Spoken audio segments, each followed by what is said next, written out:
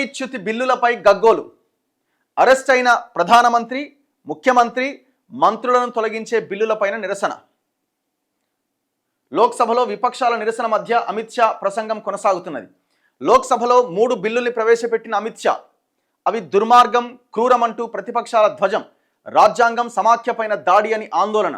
Bill ప్రతుల్ని చింపేసి షాపైకి విసిరేసిన సభ్యులు. షా వైపు దూసుకెళ్లే యత్నం అడ్డుకున్న మార్షల్స్. గుజరాత్ హోంమంత్రిగా అరెస్ట్ అయిన అమిత్ షా విలువలపై మాట్లాడడం ఏంటి? కేసీ వేణుగోపాల్ ఎంపీ అంటున్నాడు. ఎవరైనా? కాంగ్రెస్ ఆయన. నేను అరెస్టుకు ముందే రాజీనామా చేశా అమిత్ షా అంటున్నాడు. మధ్యయుగాల నాటికి దేశం తిరోగమనం.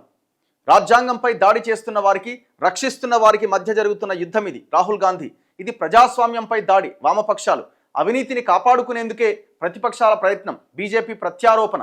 అంటే వాళ్ళు మీరు అవినీతిని కాపాడడానికి ప్రయత్నం చేస్తున్నారు, మీరు అవినీతి పరులు కాబట్టి బిల్లును అడ్డుకుంటున్నారు.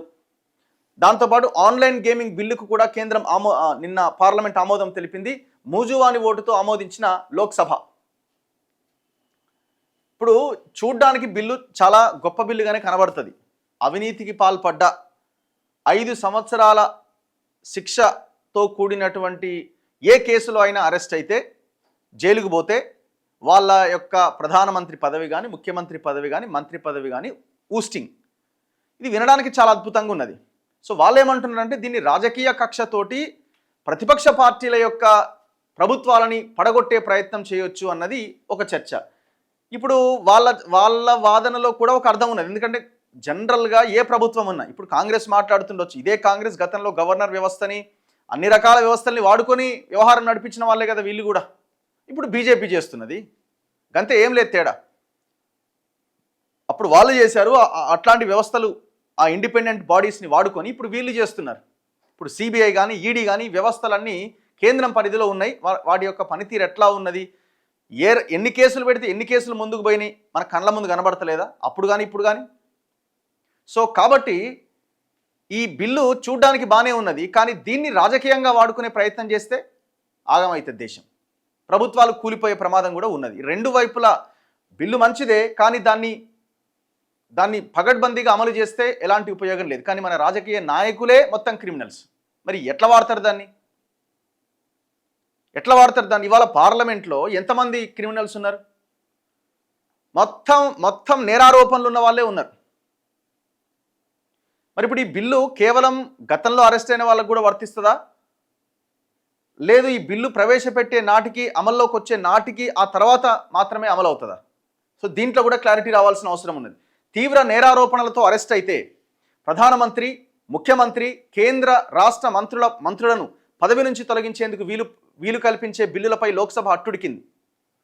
దీనికి సంబంధించిన 3 బిల్లులను కేంద్ర హోంమంత్రి అమిత్ షా బుధవారం మధ్యాహ్నం లోక్సభలో ప్రవేశపెట్టారు. వెంటనే ఆ బిల్లులు దుర్మార్గం, క్రూరమైనవంటూ ప్రతిపక్షాలు తీవ్ర స్థాయిలో నిరసనకు దిగారు.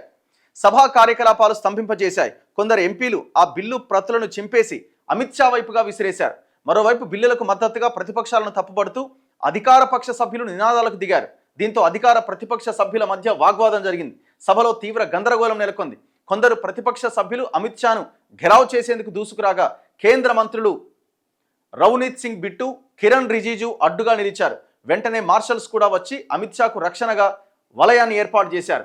ఈ గందరగోళం మధ్య 3 బిల్లులు మూజువాని ఓటుతో సంయుక్త పార్లమెంటరీ కమిటీకి అప్పగిస్తున్నట్టుగా స్పీకర్ ప్రకటించారు. అంటే దీనికి జేపీసీ వేశారు. అక్కడ డిస్కషన్ జరుగుతుంది, ఇందులో అందరూ ఉంటారు. మళ్ళీ ఇది చాలా డిలే ప్రాసెస్ ఉంటుంది. అక్కడ మళ్ళీ చర్చలు అదంతా అయిన తర్వాత మళ్ళీ పార్లమెంట్గా బిల్లు వస్తుంది.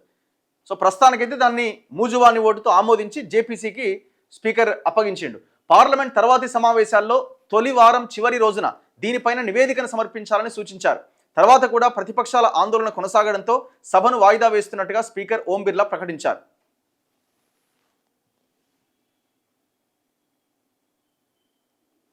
శీతాకాల సమావేశాలు నవంబర్ 3వ వారంలో ప్రారంభం కావచ్చని అంచనా. అప్పటికల్లా జేపీసీ నివేదికను సిద్ధం చేయాల్సి ఉంటుంది. ఎప్పట్లోగా? నవంబర్ 3rd వీక్ కల్లా. జేపీసీలో 21 మంది లోక్సభ సభ్యులుంటారు, 10 మంది రాజ్యసభ సభ్యులుంటారు. 5 ఏళ్లకు పైగా శిక్ష పడే కేసుల్లో అరెస్ట్ అయి 30 రోజులకు పైగా జైల్లో ఉండే ప్రధానమంత్రి, ముఖ్యమంత్రులు, కేంద్ర రాష్ట్రాల మంత్రులను 31వ రోజున ఆటోమేటిక్గా పదవి నుంచి తొలగించేందుకు వీలు కల్పించేలా 3 బిల్లులను కేంద్రంలోని ఎన్డీఏ సర్కార్ రూపొందించింది. ఈ 3 బిల్లులు ఒకే అంశానికి సంబంధించినవి అయినా రాజ్యాంగంలోని విభిన్నమైన ఆర్టికల్స్ను సవరించేందుకు వీలుగా కేంద్రం రాష్ట్రాలకు సంబంధించి 130వ రాజ్యాంగ సవరణ బిల్లు, కేంద్ర పాలిత ప్రాంతాలకు సంబంధించి మరో బిల్లు, జమ్మూ కాశ్మీర్కి సంబంధించి 3వ బిల్లు సిద్ధం చేశారు. ఇవన్నీ కూడా సేమ్ ఒకటే, దానికి సంబంధించినవే. సో అక్కడ జమ్మూ కాశ్మీర్ సంబంధించిన ఒక బిల్లు ఉంటుంది, ఇందులో కేంద్ర పాలిత ప్రాంతాలకు ఇంకొక బిల్లు, ఇట్లా ఒక 3 బిల్లులు సిద్ధం చేశారు. కేంద్రం ప్రవేశపెట్టిన బిల్లులు రాజ్యాంగానికి, సమాఖ్య వ్యవస్థకు విరుద్ధమని ప్రతిపక్షాల నేతలు మండిపడ్డారు. రాష్ట్ర ప్రభుత్వాలను అస్థిరపరిచేందుకే కేంద్రం ఈ బిల్లు తీసుకొచ్చిందని అసదుద్దీన్ ఓవైసీ ఆరోపించారు. సాధారణంగా నేరం రుజువయ్యే వరకు ఎవరైనా నిర్దోషులే, కానీ కేంద్రం ప్రవేశపెట్టిన బిల్లులు ఈ సహజ న్యాయానికి విరుద్ధంగా ఉన్నాయని కాంగ్రెస్ ఎంపీ మనీష్ తివారీ పేర్కొన్నారు. కీలకమైన బిల్లు ప్రతులను సభ్యులకు అందజేయకుండా హడావుడిగా లోక్సభలో ప్రవేశపెట్టాల్సిన అవసరం ఏంటని ఆర్ఎస్పీ ఎంపీ ప్రేమ్చంద్రన్ నిలదీశారు. అసలు పార్లమెంట్ సమావేశాలు ముగిసే ముందు హడావుడిగా బిల్లులు ప్రవేశపెట్టడం ఏంటని కేసీ వేణుగోపాల్ ప్రశ్నించారు. గతంలో గుజరాత్ రాష్ట్ర హోంమంత్రిగా ఉన్నప్పుడు అరెస్ట్ అయిన అమిత్ షా ఇప్పుడు రాజకీయాల్లో నైతికత గురించి మాట్లాడుతూ బిల్లులు ప్రవేశపెట్టడం ఏంటని కాంగ్రెస్ ప్రధాన కార్యదర్శి ఎంపీ కేసీ వేణుగోపాల్ విమర్శించారు. ఇది ప్రజాస్వామ్యంపై దాడి అని విపక్షాలు అంటున్నాయి. బీజేపీ అంటుంది జవాబుదారీతనాన్ని పెంచుతుందని బీజేపీ అంటుంది. ఈ బిల్ అసలు ఏంటి అంటే, ఎవరైతే 30 రోజులు జైల్లో ఉంటారో, 30 రోజులకు పైగా జైల్లో ఉంటారో 31st డే ఆటోమేటిక్గా ఆయన యొక్క మంత్రి పదవి కానీ పిఎం పదవి అయినా ముఖ్యమంత్రి పదవి అయినా ఊస్ట్ అవుతుంది అనమాట. ఇప్పుడు ఇట్లాంటి ఇంత కీలకమైన బిల్లును తీసుకొచ్చిన కేంద్రము, అన్ని పార్టీలు, మీరు ఒక పార్టీ నుంచి గెలిచిన ఎమ్మెల్యే ఇంకొక పార్టీలోకి వెళ్ళినప్పుడు ఆటోమేటిక్గా immediate next day immediate second ఆయన యొక్క శాసన సభ్యత్వం కానీ పార్లమెంట్ సభ్యత్వం కానీ రద్దు చేయాలి అనే చట్టాన్ని ఎందుకు తీసుకొస్తలేరు? ఎందుకు అడుగుతలేరు దీన్ని? ఇప్పుడు కాంగ్రెస్ అంటుంది మధ్యయుగాలకు తిరోగమిస్తున్నాం మనం అని రాహుల్ గాంధీ. మరి ఇప్పుడు ఇట్లాంటి బిల్లులు తీసుకురాకపోవడం వల్ల, ఎట్లాంటివి నేను చెప్పిన పార్టీ ఫిరాయింపులకు సంబంధించిన బిల్లులు తీసుకురాకపోవడం వల్ల మధ్యయుగాలకు తిరోగమిస్తున్నాం మనం. ఇష్టం వచ్చినట్టుగా బిహేవ్ చేస్తున్నారు. సో మరి ఆ బిల్లును తీసుకురావడానికి ఎందుకు ప్రయత్నం చేయట్లే?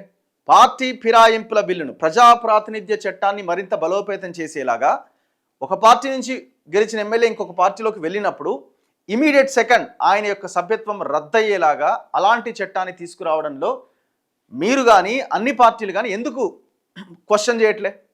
ఇది కదా దేశానికి కావాల్సింది. ఫస్ట్ మొత్తం ఈ దేశంలో వ్యవస్థ చాలా దారుణంగా తయారవడానికి ప్రజల యొక్క తీర్పును అవమానిస్తూ నాయకులు ఇష్టం వచ్చినట్టుగా గోడలు దుంకుతున్నారు. మరి దీని మీద కదా బిల్ రావాల్సింది. అయితే కేసీ వేణుగోపాల్ ఏమన్నాడంటే, అమిత్ షా నువ్వు కూడా గతంలో జైలుకు పోయినావు కదా, మరి నువ్వు కూడా రాజీనామా చేయాలి అని అంటే ఆయన ఏమంటుండంటే, నేను అరెస్టుకు ముందే రాజీనామా చేసిన, ఈ బిల్లులను హడావుడిగా ఏమీ తీసుకురాలేదు, ప్రతిపక్షాల ఎంపీలు కూడా సభ్యులుగా ఉండే జాయింట్ పార్లమెంటరీ కమిటీకి నివేదించాం అని అమిత్ షా అంటున్నాడు. బిల్లు పైన ప్రతిపక్షాల అభ్యంతరాలు, సూచనలు జేపీసీకి ఇవ్వచ్చు అని స్పష్టం చేశారు. కేసీ వేణుగోపాల్ విమర్శలు తిప్పికొడుతూ తనపై తప్పుడు ఆరోపణలతో కేసులు నమోదు చేశారు. అయినా నైతిక విలువలు పాటిస్తూ అరెస్టుకు ముందే గుజరాత్ హోంమంత్రి పదవికి రాజీనామా చేశా, కోర్టు నిర్దోషిగా తేల్చే వరకు ఎలాంటి పదవులు తీసుకోలేదని స్పష్టం చేశారు. తీవ్రమైన నేరారోపణలు ఉన్నా రాజ్యాంగ పదవుల్లో కొనసాగడం సిగ్గుచేటు. గ్యాంగ్స్టర్ సోహరబుద్దీన్ షేక్ నకిలీ ఎన్కౌంటర్కు సంబంధించి 2010 జూలైలో గుజరాత్ హోంమంత్రిగా ఉన్న అమిత్ షాను సిబిఐ అరెస్ట్ చేసింది. కొంతకాలం పాటు సబర్మతి జైల్లో ఉన్నాడు. అయితే అమిత్ షా నేరం చేశారనేందుకు ఆధారాలేమీ లేవని, ఆయన నిర్దోషి అని 2014 డిసెంబర్లో సిబిఐ కోర్టు తీర్పిచ్చింది. ఇప్పుడు వాళ్ళు అడిగేది కూడా అదే. ఇప్పుడు ఆయన ఏం తప్పు చేయలేదని 2014లో తీర్పు వచ్చింది. 2010లో ఆయన మంత్రిగా కొనసాగుతున్నాడు. మరి ఆనాడు మంత్రిగా ఉన్న సమయంలో ఆయన 31వ రోజే ఆయన పదవి పోతుంది కదా. మరి 2014లో ఆయన తప్పు చేయలేదని తీర్పు వచ్చింది కదా. మరి ఇది సహజ న్యాయ సూత్రాలకు విరుద్ధం కదా అన్నది ప్రతిపక్షాలు వేస్తున్న ప్రశ్న. కానీ ఇప్పుడు ఏ కేసు ఇప్పుడు అంత పైసలు ఉన్నోళ్ళు, రాజకీయాల్లో ఉన్నవాళ్ళు, మీ కేసులు ఏమైతాయి, ఎంత న్యాయం దొరుకుతుంది అన్నది ఎవరికి తెలియదండి ఈ దేశంలో? చెప్పండి. ప్రభుత్వాల్లో ఉన్నవాళ్ళు, నాయకులు, పైసలు ఉన్నవాళ్ళు, బలవంతులు, వీళ్ళకి న్యాయం చాలా తొందరగా దొరుకుతుంది. న్యాయంగా ఉండి బలహీనులైతే న్యాయం వాళ్ళకి దొరకదు, అన్యాయం అయిపోతున్నారు వాళ్ళు. ఈ దేశంలో సిస్టమ్ అట్లున్నది. ఎన్ని బిల్లులు తెస్తే ఏం ఉపయోగం చెప్పండి?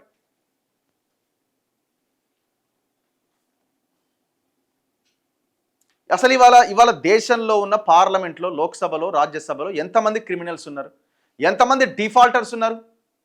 బ్యాంకులను ముంచినోడు ఎంపీ, మర్డర్ చేసినోడు ఎంపీ, ఎన్నో రేప్ కేసులలో ఉన్నారు, మర్డర్ కేసులలో ఉన్నారు.